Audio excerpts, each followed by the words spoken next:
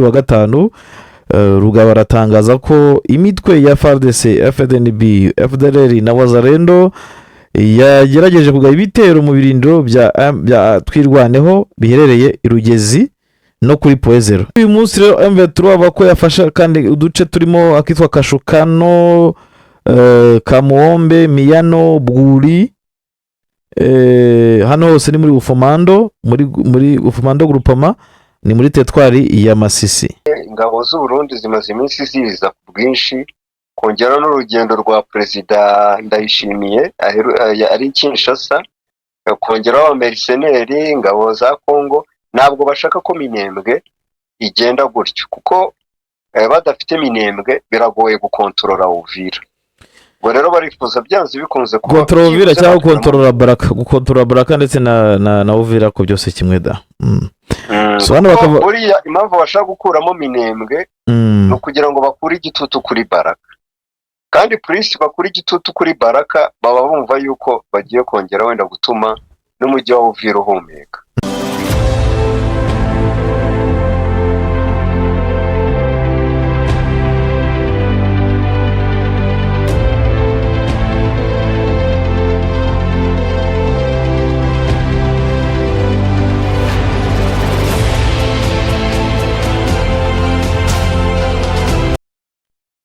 Ibihe byiza kuri mukunzi wa Bwiza TV na bwiza.com aho uherereye mu bice bitandukanye.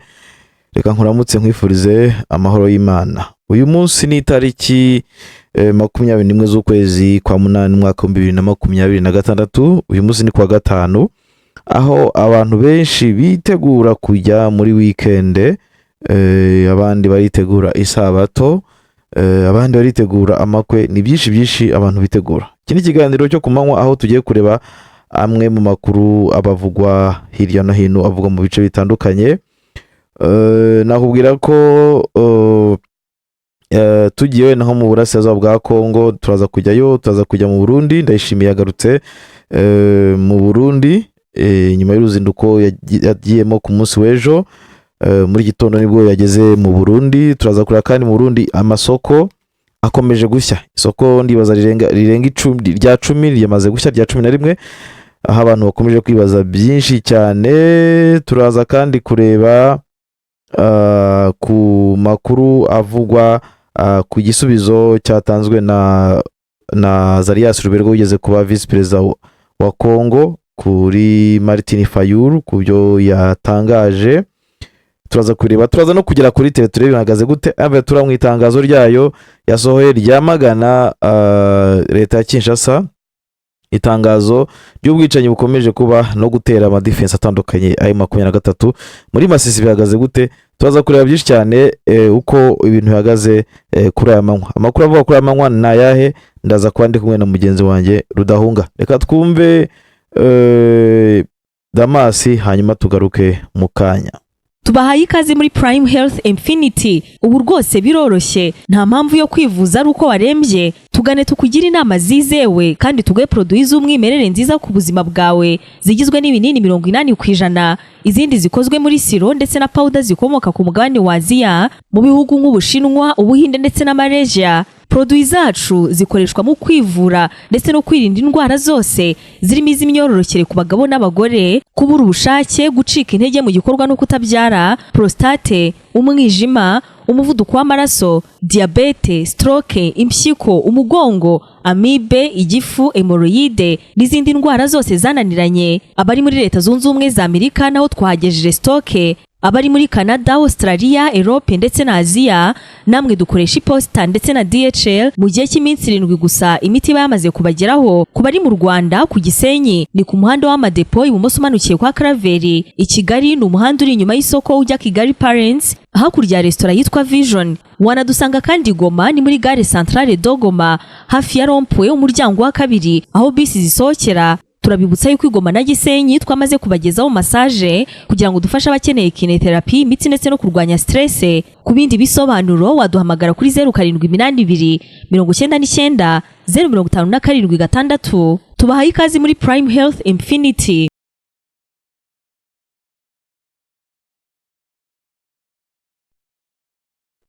Yes, tugarutse mu kiganiro cyacu mu Rwanda nakubwira ko amakuru agezweho n'ay'abanyeshuri barangiza amashuri batsinze, aho bakubwira ko 88% barangije amashuri abanza batsinze ibizami bya leta. Urumva rero ko abagera kuri 12% bo bagize gute batabashe gutsinda. Ku munsi w'ejo nibwo hatangajwe amanota y'abasoza primaire ndetse na troncome, nibwo amanota yatangajwe, ndetse abanyeshuri bamwe babaye ba mbere babashije kugira babona agashimwe katanzwe na Minisiteri y'Uburezi.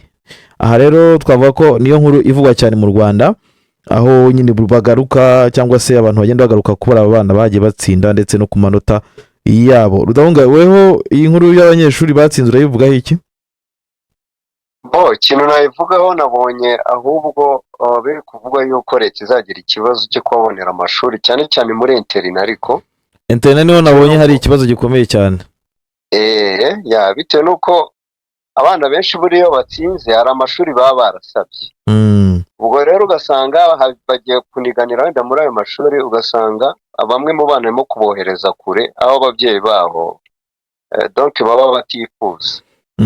Naho wenda icya kabiri nabivugaho kuri Mineduc, ubona yuko leta igerageza kugira amareforme, ariko nanone hari ibindi bintu usanga ababyeyi banenga, uko urabona ndetse n'abarimu urabona nk'ubu ngubu bajyaga bataha saa 10, ariko ubu ngubu barongeye bamanura amasaha.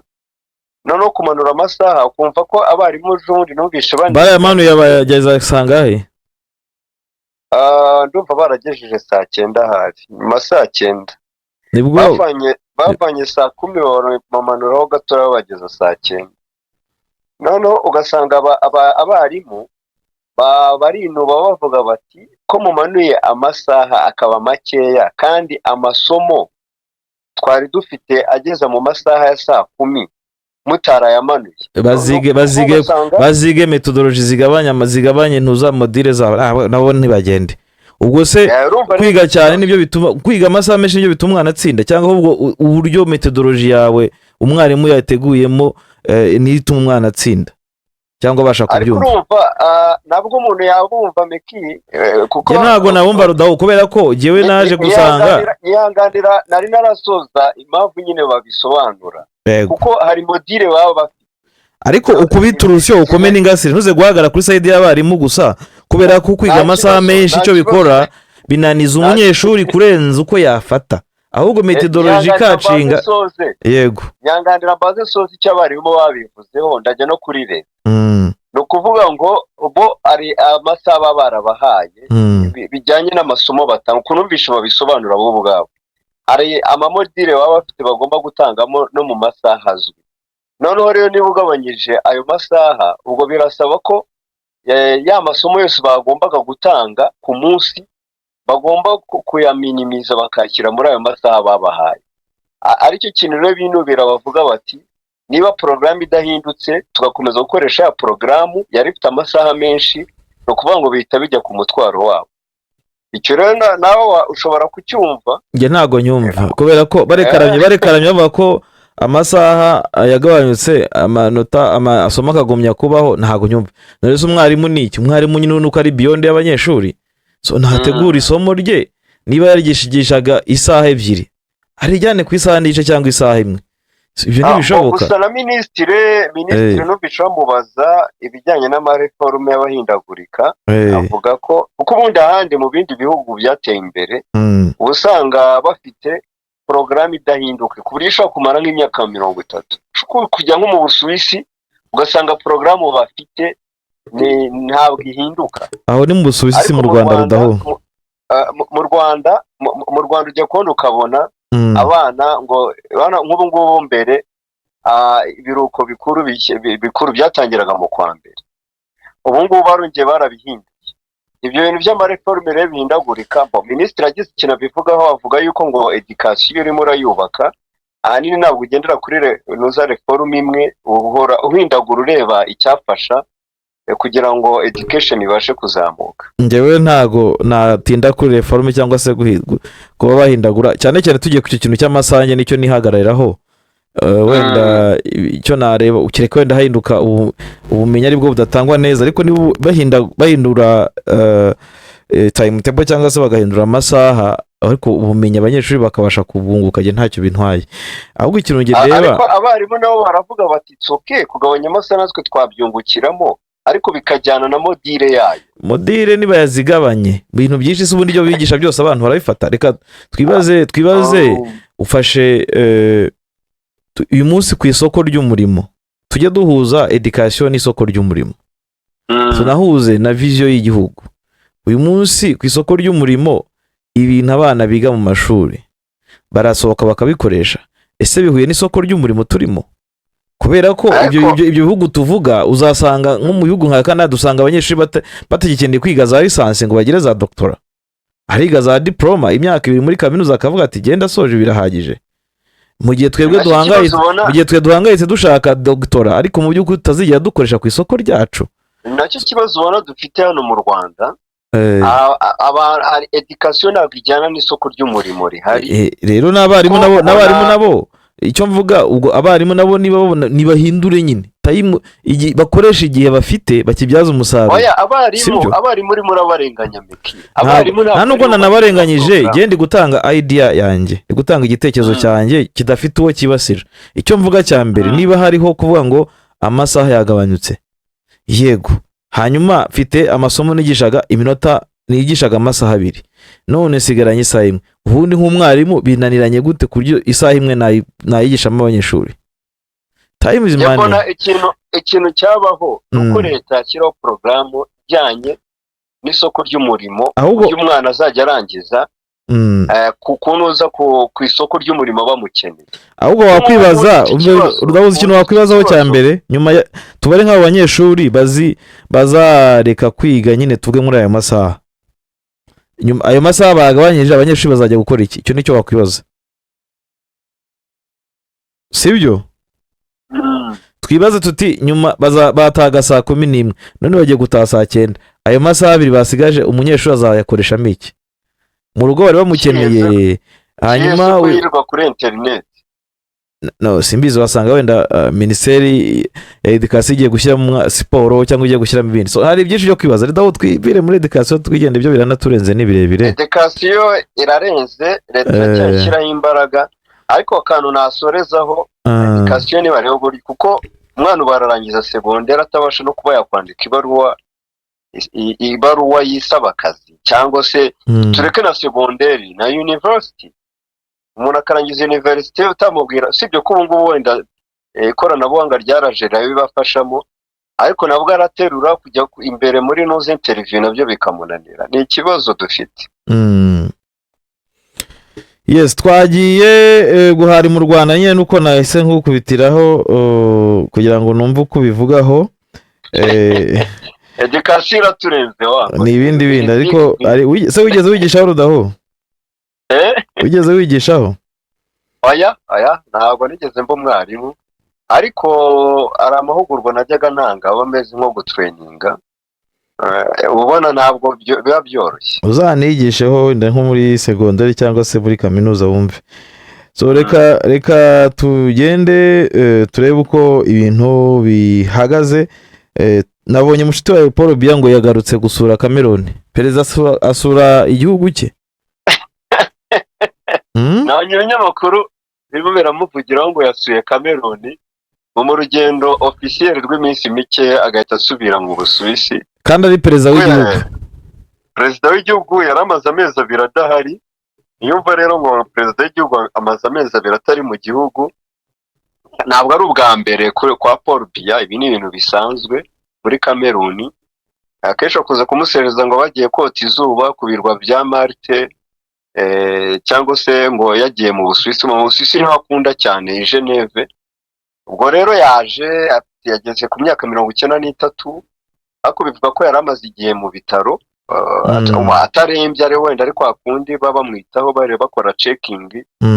Yaje rero ari kumwe na Chantal Biya mudamu we, ubwo yagarutse muri Cameroon. ngo yatashye nyuma y'iminsi 74 yaramaze atari mu gihugu.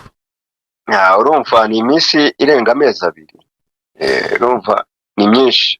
Ni myinshi atari mu gihugu, urumva ahubwo kiriya gihugu Paul Biya kudesha ahubwo kuva 82 ayoboye Cameroon. Ayoboye Cameroon, ni ukuvuga ngo generasiyo nini zimaze ziri gusaza zatangira igihe cye, abavutse mu gihe cye kuva 83 hakoreyeho kuva 83 banza nari ntaravuka kabisa ari perezida. Ubu rero afite imyaka 93. yewe urumva arashaje bivuga ko ubundi atari nawe utegeka. None wajya kureba ugasanga chef wa etat major we ari mu myaka 74. Ni ukuvuga ngo ni abantu bifatiye ubutegetsi, ariko nabonye ari n'amakuru avuga umukobwa we ari kumwamagana biteye ubwoba. Aho yabwiye abaturage ati uriya mwagiye gupepera ntabwo ari papa, ati ni ishusho ya papa, ati kuko papa arashaje cyane ntabwo akiyobora. Ishusho ya sese niyo yagarutse mu ntuza, niyo yagarutse muri Cameroon.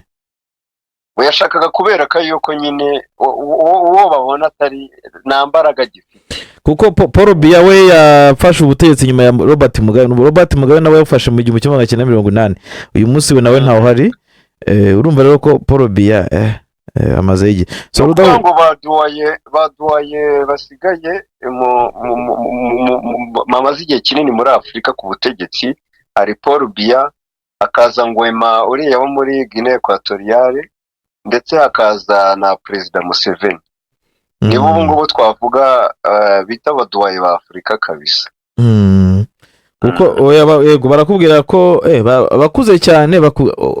Uravuga bakuze mu myaka cyangwa amaze ku butegetsi? Bamaze igihe ku butegetsi. Nahize ngo uravuga bakuze cyane, ko bakuze cyane bavugamo ariko ko batazanamo uyu mugabo ntuza Paul Biya. Paul Biya bamuvugamo, bakavugamo ntuza Alassane Ouattara, bakavugamo Theodore Obiang Nguema, bakavugamo na Emerson Mnangagwa. Nibo baperezida bafite imyaka myinshi muri Afurika. Bakuze. Bakuze. No mu bafite bamaze igihe mu butegetsi ni Paul Biya na uyu nguyu Theodore. Theodore na Museveni nawe ari kukuza yaje. Rose si 86. Nawe ari inyuma yabo. 86. Ngaye ngo kurudaho twagiye mu yandi makuru tugarutse twajya tubanze duce makuru y'utuntu n'utundi turebe uko Afurika ibintu bihagaze cyangwa se muri aka karere ibintu bimeze. Reka turebe noneho hakurya muri tujye mu bice bya Masisi, tujye muri Walikale, tujye muri Walungu. Kaduhere ku itangazo rya AFC M23 yasohoye. Itangazo rimeze rite Rudaho?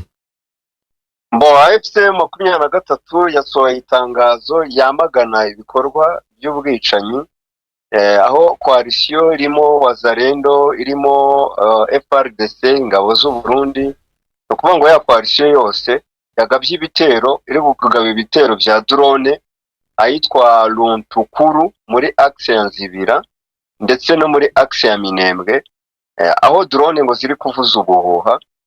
Twaramaze iminsi reka birimo irabyamagana kuko izo drone zirimo ziribasira abasivili. Ni itangazo ngira ngo yakoze ku munsi, ni iryo ku munsi w'ejo?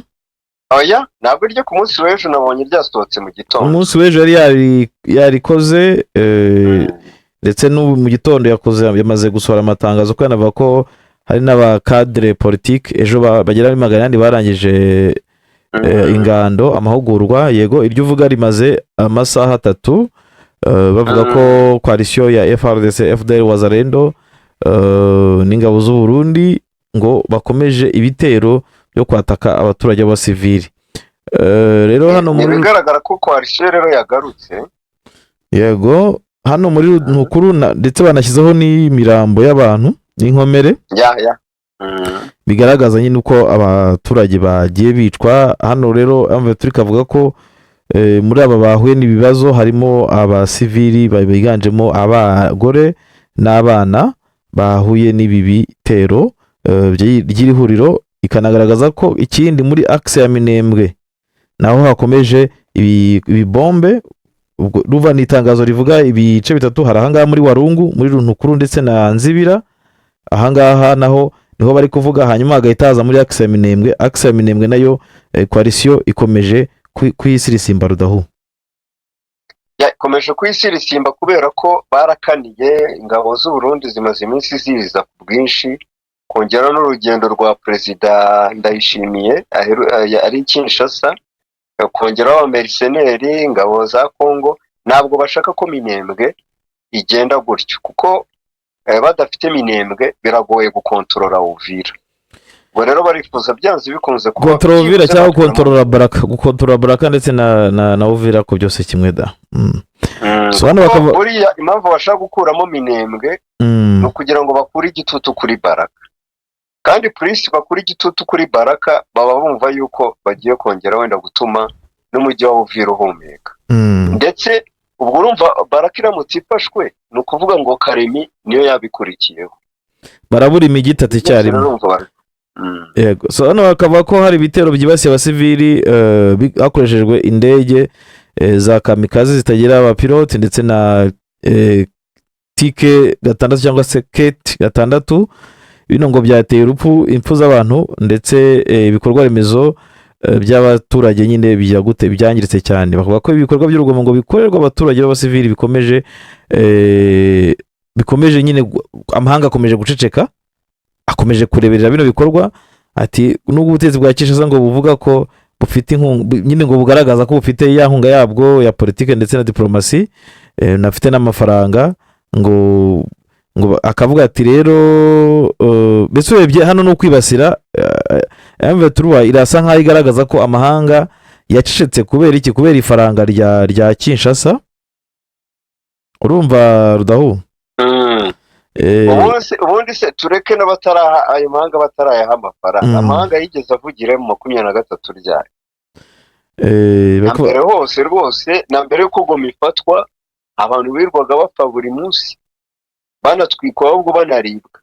Urebye hano barimo baracyurira rwose, gucyurira b'abanyamerika. Ati nko kuvuga ngo Kinshasa ikoresha amafaranga hanyuma ikagumya gusigasirwa kuri politike na diplomasi bivuye nyine kuri financial support. Abana rero bakaba bagira gute bakomeza kuba bayivugira. Ikindi ikorana n'amakampani ari private, ubwo ni babacanshuro nyine. Urumva ko irakoresha amafaranga muri yayo ku banyamerika aribo ba Blackwater, bakaza nyine kwica abaturage. Niko nyine ubwo bige umuzungu nyine ubwo bayakubonye mu bwonko. Wibaza ko Amerika itazi ko Eric Prince ari hariya, umunyamerika kwitamufatira ibihano, kandi mercenaire itemewe ku isi. Ya mategeko ya ONU, ya mategeko mpuzamahanga ntabwo yemera wa mercenaire, ariko Amerika irabareka. Nyine usenyurwa umutiza umuhoro, kuvuga ngo nta muwe muri politike zibamo, nta shushu baby bamo, abamo inyungu. Amerika rero igihe bazayuhera amafaranga cyane undi wariho wese, nta izakomeza iceceke, ntabwo iyobewe birimo kubera hariya. Hanyuma Rudaho, mu baperezida bakuze nagumye gushakisha kugira ngo mbibone, nuko Paul Biya ariwe number 1 ufite imyaka 92, hakaza Alassane Ouattara ufite imyaka 83, uyu ni wa Cote d'Ivoire, hakaza Theodore Obiang Nguema Mbasongo wa Guinea Equatoriale afite imyaka 83, hakaza Emerson Mnangagwa wa Zimbabwe afite imyaka 83, hakaza Denis Sassou Nguesso Republic of the Congo, ubwo ni wa Congo, afite imyaka 82, hakaza Yoweri Museveni wa Uganda afite imyaka 81, hakaza Joseph Boakai wa Liberia imyaka 80, hakaza Abdelmajid Tebboune wa Nigeria afite imyaka 79, hakaza Ismail Omar Guelleh wa Djibouti ufite imyaka 77, hakaza Bola Ahmed Tinubu wa Nigeria ufite imyaka 73. Aba nibo bayoboye Afrika bavuga ko ari baduwaye cyangwa se bafite kugira imyaka. Ariko rero Nguesso wa Congo Brazzaville rwose nta nubwo imyaka wanayimukekera. Ubona ko afite imbaraga, aracyakomeye rwose. yose hari ahubwo ibitero. so wamubarira nko muri za 65 cyangwa 7 gutyo. Hanyuma Rudahu, twambuke gatoya kuri aya manywa cyangwa se muri gitondo habyutse havugwa inkuru, cyangwa se no ku mugoroba, inkuru y'itwikwa ry'isoko ryo mu Burundi. Iyi nkuru ikaba ikomeje kuba ivugwa cyane. Nagiye mbona amavideo, amaudio menshi bavuga, aho bakubwira rwose ko nageze nka video nabonye aho bazimije mu kuzimya amazi ashira muri ntuza muri ya modoka izimya. Aha abantu abaturage bakavuga bati ibi byose birakorwa kugira ngo amazi, bavuga ko yashizemo hagamije kugira ngo ino nzu ishye ikongoke, kuko nyiri ino nzu witwa Ndayizamba ngo nukuvuga ngo yakoranye na system ya CNDD-FDD kubwa nkuru nziza, ngo nuvuga ngo bamuhaye isoko ryose, amasoko yose menshi arimo gusupplyinga ibiryo mu mapirizo, ku buryo ngo yavuye hasi kuri zero. Nuvuga ngo yahereye ku busa, ngo araduga arazamuka agira amafaranga menshi. Nyuma rero ngo abadede baje kumwagiriza kunyereza imisoro n'ibiryo bya mu magereza, baramufunga ngo igihe kinini. Bamaze kumurekura rero ngo yahise yubaka ino nyubako nyine, yahise yubaka ino galeri nshya. Rero urumva bavuga ati igihari nuko agomba kujya gute kumusoza. Ikindi cyari gihari muri no nzu wabona mu Burundi gihari nuko abarundi benshi bagiye bava mu masoko nyuma yuko bamaze kubona ko amasoko menshi akomeje gushya, bajyana amaduka mu mazu atandukanye. Rero nukuvuga ngo hano abarenga 50 bahishijemo ibicuzwa byabo muri no nzu yitwa Ndayizamba. Ni amashusho akomeje gukwirakwira ku mbuga nkoranyambaga ndetse n'ibitangazamakuru nabonye na BBC yabigarutseho nayo nemo soma ahubwo mu kanya igaragaza uwo muherwe uvuze ko inzu ye yahiye. Ariko ikintu nabonye muri ibi ngibi ni ubushobozi buke bwa polisi y'u Burundi, no kuvuga ngo mu kuba yahangana n'umuriro kuriya, kuko iyo ubona inzu nka kuri iyi modoka ni igisirikare FDNB ntago ari ya polisi. Ariko ubundi dusanzwe tubona ko polisi ariyo igomba no kuvuga ngo mu bihugu byinshi polisi bifite ishami rizimya. Njya mbibona nko mu Rwanda ubona ko polisi ifite ishami rizimya byanabihugurira rifite ibikoresho kabuhariwe. Ariko hano i Burundi turi kubona ahubwo imodoka za UNICEF arizo zirimo kuzimya, zaje gutabara. Hari amashusho arimo gukwirakwira, nabonye imodoka ya UNICEF irimo kuzimya, atari na kizimyamyota ahubwo ari za modoka bifite tanke y'amazi bisanzwe, kumwe imodoka ibitwara nk'amazi ahantu, noneho ubwo bakagenda bakavomeramo amazi, bashobora kuba barimo kujya kuvoma muri Tanganyika, ikazamuka ikaza ikazimya. Aya masoko rero ntabwo ari ubwa mbere ashya, kuko iri soko nanabonye ku nkuru ya BBC yanavugaga yuko ngo iri soko ryari ryarimukiyemo abantu bose bakoraga mu isoko nkuru ya Bujumbura imwe yigeze gushya. Isoko rinini bari bafite i Bujumbura ryahiye. Icyo gihe abantu barabyibuka ko u Rwanda rwo rwagiye kubatabara, rugiye kubafasha kuzimya, rwohereje kajugujugu yajyaga kuvoma muri Tanganyika ikazi igahita ijya kuzimya. Iri rero ribaye ubwo naherukaga hari amasoko 10 amaze gushya manini hirya no hino mu gihugu kandi makuru. Ubwo iri ribaye isoko rya 11. No kuvuga ngo fata abo bantu bose bari mu isoko rya nkuru ya Bujumbura, kuko abahanga bavuga ko buri isoko nkuru ya Bujumbura yinjizaga byibuze ku kwezi, numvisha aba economist aravuga ngo yinjizaga miliyari 400 z'amarundi. Noneho fata isoko nkuru rya Bujumbura ryahombeje, ukubitaho n'amasoko yose yo mu gihugu, ukubitaho n'abangaba bikorera gutwabo. Ayo masoko yose kugeza na n'ubu ubutegetsi bwa CNDD nta raporo nimwe buragaragaza buvuge ngo ashya kubera impamvu nyinshi. Ariyo mpamvu rero ujya kubona ukumva harimo abandi bazanye indi version bavuga bati aratwikwa n'abari ku butegetsi. Je twumva ba bantu bari hanze batumvikana na leta yabo y'u Burundi. N'ubundi hano baravuga bati murebe uburyo aba bantu barimo bazimya amazi ntagera ku nzu. Ati byose ni tactique yo kureka inzu ishe ihere, byitwa ko barimo bazimya nyamara atari ko bimeze. Kuko nibyo naringiye kugeraho na Bob Rugurika yagarutseho kuri noza ku isoko nkuru ya Bujumbura, avuga yuko abantu bashatse gukuramo ibyabo hakiri kare igishya, kuko ntabwo yahise konkoka, barababuze kugeza aho bw'ikonkotsi ibintu byarimo byose bigashya ntibanasubizwe donc utwabo. we rero akanavuga yuko afite ibimenyetso simusiga ngo ni mu biganiro yagiye asohora by'abantu bamwe na bamwe ahubwo ngo mu bayitwitse banamwihereye amakuru harimo n'ababuriwe irengero. ubwo rero ubwo twari tugiye ku rundi ruhande narwo rufite indi verisiyo. ubwo rero kugeza ubu ngubu cyo koza na pereza ryigenga riragaragaza igitwika ari amasoko, ariko urumva ntabwo umuntu yabura kubyibazaho. niba isoko rya mbere rihiye, rya kabiri kugeza ku isoko rya 11 uhita wibaza wayi. ubwo rero ni ikibazo gikomeye cyane. yego, urumva ko abarundi bakomeje kuba ibintu nabona bizorohera ubutegetsi Rudahu. ni indi karayi nshyashya. ubwo twabonaga mu minsi ishize ibibazo bya peteroli, ibibazo by'ubukungu, none bibaze n'abikorera gutwabo twari tubatunze bajya ko nakabona duhindutse umuyonga, hanyuma aho kugira ngo haze n'umuyobozi uza kubahoza. ubwo ndagendera ku ijambo witwa Ndabira baherutse kuvuga uyoboye parliament, aho kugira ngo aze guhoza ab'isoko ryabo ryari ryahiye mu ntara, ahubwo yaje kubishongoraho ababwira ngo dore ngo igitumye ngo ibintu byanyu muhomba ngo ntabwo mujye muri assurance, ngo ntabwo mugura kizimyamyoto. aho ntabwo ari abaturage bagomba kugura kizimyamyoto, ni bavuga ngo bagura amakizimyamyoto y'amakamyo. ibyo biva mu misoro, igihugu kikagura za kizimyamyoto nk'uko tujye tubibona no mu Rwanda. polisi ifite ibikoresho bigezweho uburyo u Rwanda nabonye ari imashini nabwo bagaragaje ishobora kuzimya muri etaje 20. Ikigihe banavugaga ko u Rwanda ari rwo ruyifite rwa mbere muri Afurika. kuvuga ngo ni ikibazo urahita ubona niba wa mugani UNICEF ari ije kuzimya, ubwo tubona none inzego zakagombye kuzimya nayo masoko cyangwa gukumira inkongi. harimo ikibazo gikomeye rwose. niyo mpamvu zini n'indi karayi nshyakije yiyongera ku mwidogo w'abasirikare bari mu ntambara muri Kongo. ugiye ku mwidogo w'igitoro ni byinshi. ni ibibazo bikomeye.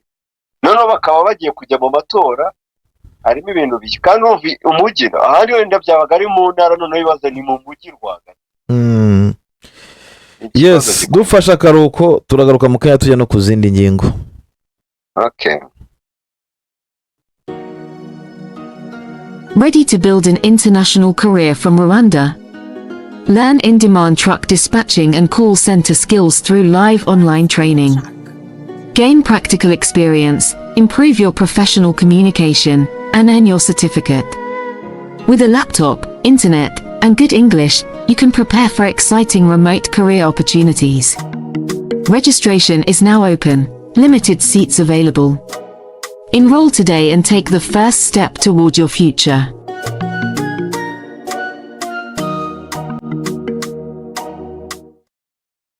Yes, tugarutse muri studio tureba noneho ku mukino wa Kisekedi. Ndabona narakubwiye nti ubundi Kisekedi urebye neza muri iki gihe afite opposition mu biganza. Usibye AFC ariko nayo nirebye nabi yayiceza. Kisekedi kabisa bose yabashyize ku munigo. Uko ubu ngubu urabona yatangije Kisekedi yatangije plan yo guteranya opposition ahubwo nayo 23.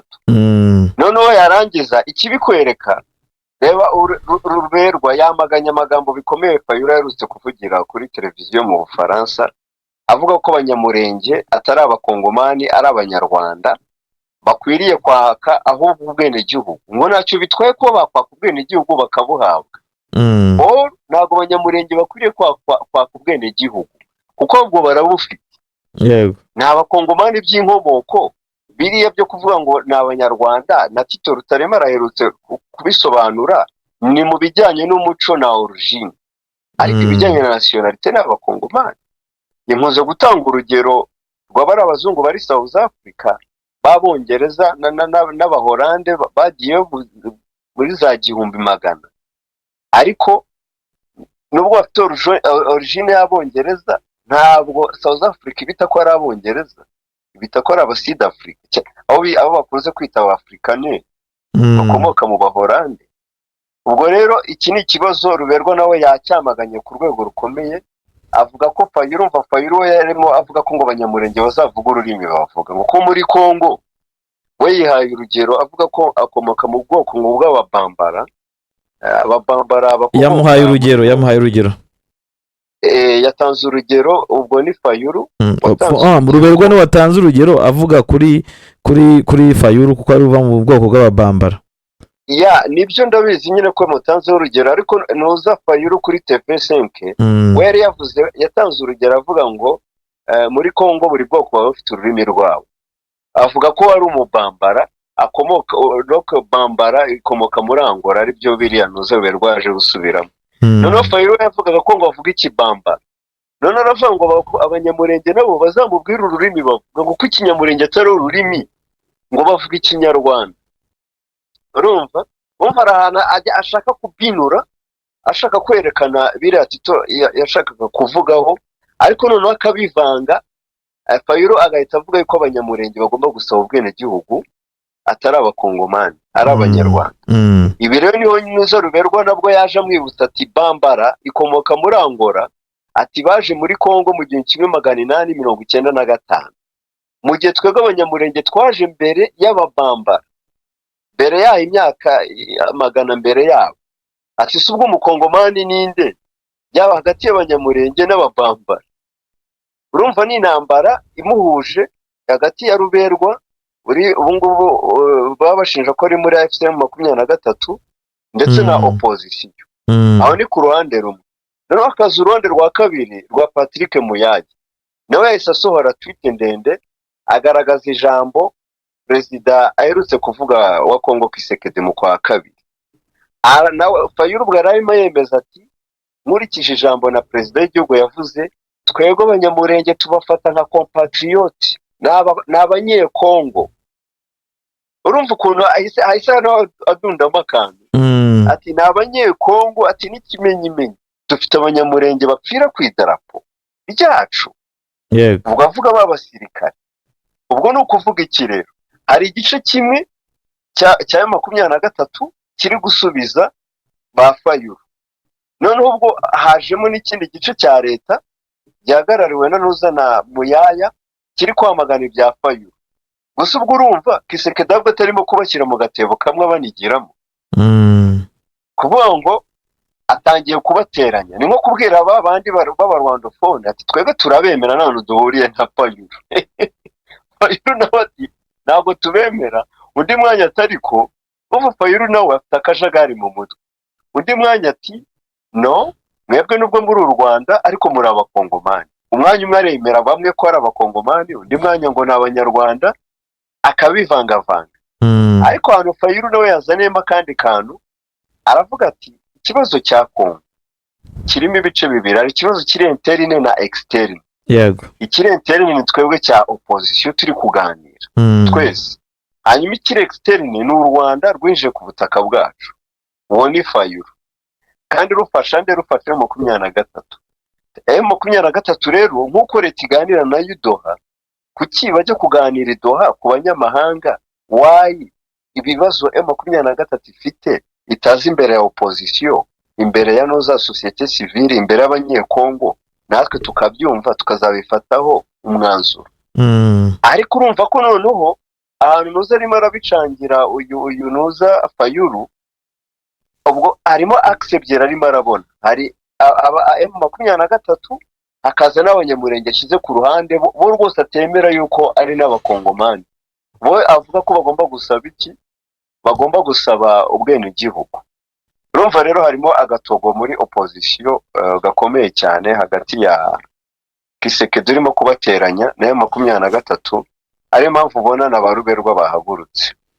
bivuze ko batitonze bazisanga nyine hari uburyo bari mu mukino wa Kisekedi byose birashoboka yego nibyo bindi bavuga ngo abantu batangiye kuryana kuri muri opposition za CNN bameze nka za CNN ziryanira mu mufuka kandi zirindiriye ikara bagiye kuzishyiraho Fayulu aragaruka akavuga neza abanyamurenge tinabahogomani cyangwa se Mbetura ni yemerwa nuva Fayulu afite impande ebyiri afite uruhande rwo kutemera abavuga ikinyarwanda akajya n'uruhande rwo kubemera no kuvuga ngo umwanya umwe aravuga ati M23 ni u Rwanda, ati nimukatubeshye yari na M23 yari ati ni u Rwanda.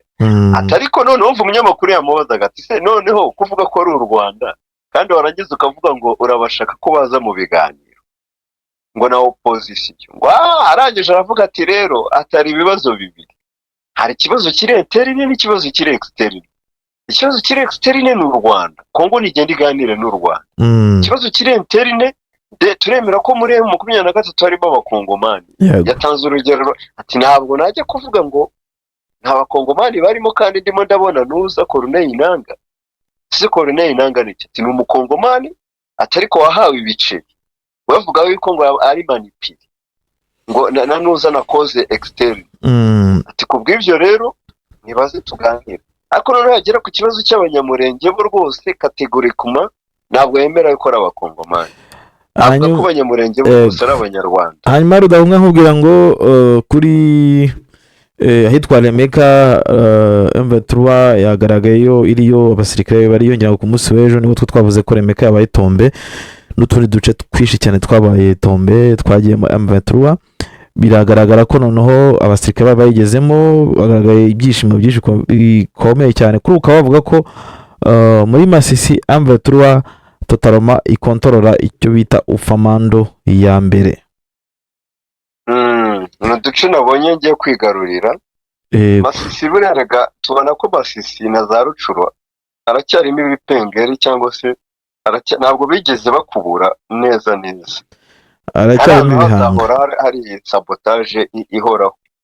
Gusa urebye neza ubona ko ubu ngubu gufata Remeka n'utu duce bafashe birakuramo ibyo bihanga muri kiriya gice cya ufamando ya mbere, urahasigaye ufamando ya kabiri.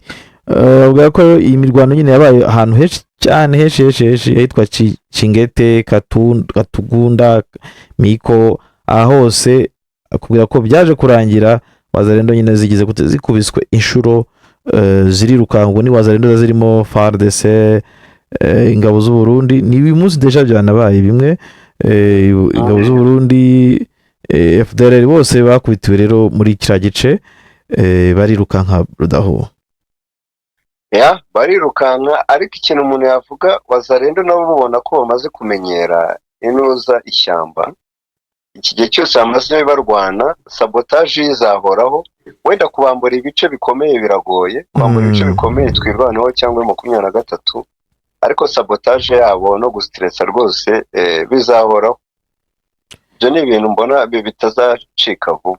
Ibi byo ntago batarabasha kubirukana ngo bakore mu gice cya Masisi, byo nyine mbe tuzagumyirwane nabo cyangwa sizagumya igongana nabo. Nuko babasunikira muri ziriya ntara zindi, ubwo no kuvuga bari muri Sud Kivu bakabasunikira igice kimwe bakagisunikira i Burundi, ikindi bakagisunikira muri Karemi, hanyuma ibice biri ruguru nabyo bakabisunika berekeza Kisangani. Hanyuma muri aka kanya n'ubundi ku itariki ya 21 Kanama 2023 kuri wa 5 Rugaba aratangaza ko imitwe ya FARDC, FDNB, FDLR na Wazalendo yagerageje kugaba ibitero mu birindiro bya twirwaneho biherereye i Rugezi no kuri Poezero.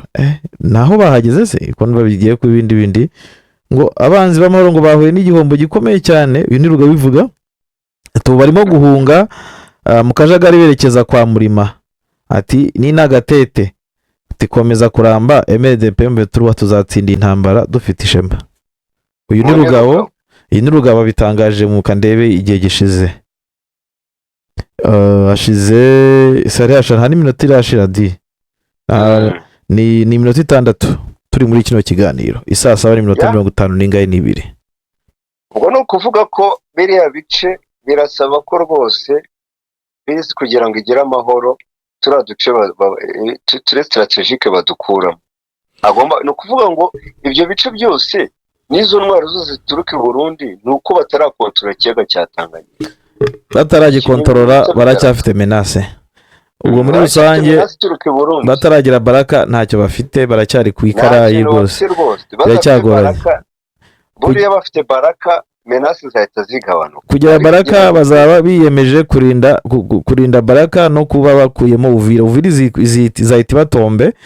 ikindi urumva kugera Baraka no kugera Fizi mu by'ukuri Minembwe n'abahari hariya bazahomeka nibaza ko nawe uvirizahomeka. Ikindi ingabo z'u Burundi bizaba birangiye ibyazo kereka niba mve turitinya kugera wenda muri Baraka muri cya cya Baraka ngo itazaraswa n'indege wenda ko ari byitinya simbizi yarashoboye ko kugira ngo ndi binjire mu kibaya no kimisozi ikikije baba bamaze kuyikontrola. Ndavuga ko we bifite ubwoba ko ushobora kuraswa wenda n'indege ziva za Karemi na hehe kubera ko yabigiye hasi ku ipanu. Oya ni nka Korea ni nkuko bari mu mujyi wa Uvira nako wa Goma. Rega bura no mu mujyi wa Goma baba biteguye ko isaha n'isaha drone zishobora kubatera. No kuvuga ngo hariya igihe batarakontorora ikiyaga cya Tanganyika biragoye kuko forces nyinshi zaje zituruka Karemi n'iziva i Burundi. Za Rumonge so bambukira baje mu mato. Yego. Batajya baza rwose ku bwinshi. Kandi bashobora kuzana nijoro si ngombwa ko baza ku manywa babareba.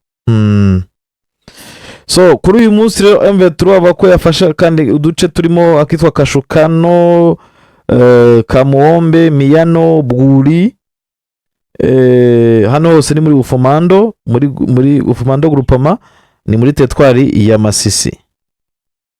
Bavuga ko FARDC n'abariye bayo bose ijoro byaraye bibaye bindi ukavuga ko rero kuwa kare utigeze babera umunsi mwiza rwose byababeye ibindi nuvuga ngo ku munsi w'ejo uduce twishi twarafashwe utundi twose n'utwo bavuyemo M23 tugaragayemo uyu munsi nizi yuko iri huriro rikomeje kujya gutegura n'ibibazo bikomeye cyane. So Rudabo nibaza ko twagera ku musozo w'ikiganiro cyacu. Twasoza umuntu wenda akantu kanyuma nane bagiye kuvuga nuko Fayulu yashyize hanze ibyo yayishimiye ndetse na Abongo ubwo ngo bamwingingaga baramubwira bati ibintu by'imyigaragambyo bihagaritse turebe uburyo twabahuza ati Perezida Kisekedi arifuza rwose kuba yabaha ibyo mwifuza ariko mudateje akavuye igihugu cyose. Urumva rero ko Kisekedi afite izindi ntwaro nazo zirimo kumufasha ba Fayulu. Yego ndagushimiye cyane. Sawa. Twongere mu kindi kiganiro. Okay. Yes, reka dushimire mwe mwese mwakurikiye kino kiganiro tubabwira ngo mukomeze kuryoherwa n'ibiganiro twateguriye ndetse n'amakuru dukomeza kubashakira. Mukomeze kugira ibihe byiza. Jewe nari Meki Kayiranga ndetse nari kumwe na mugenzi wanjye Rudahunga. Andi makuru nakagaruka.